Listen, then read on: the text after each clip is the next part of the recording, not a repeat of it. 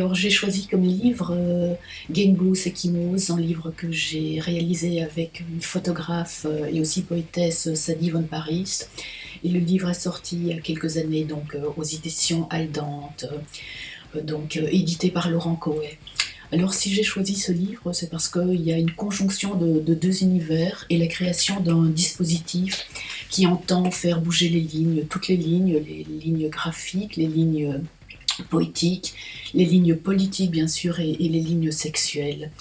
Et donc dans l'univers de Sadie, j'ai découvert une espèce de puissance sauvage qui cogne dans les veines, littéralement, quelque chose qui saute à la gorge. Et donc on espère que ce livre saute littéralement à la gorge des lecteurs ou de ceux qui le compulsent, parce que je pense que dans cette période actuelle, plus que jamais, on a besoin donc de création qui fasse bouger les choses, qui amène des forces sauvages à l'intérieur des formes.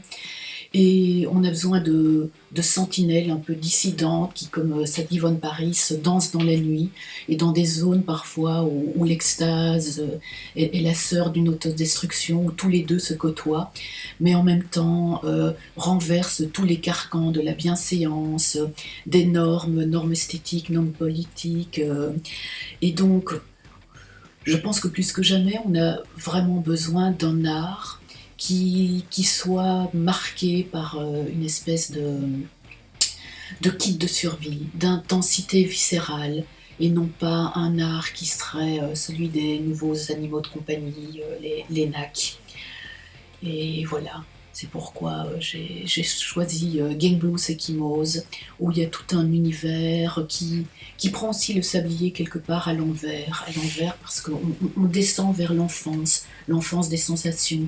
Et donc c'est un livre à la fois très coupant et à la fois très sensuel, à la fois très discontinu, très éclaté et très tendre dans la continuité qu'il apporte.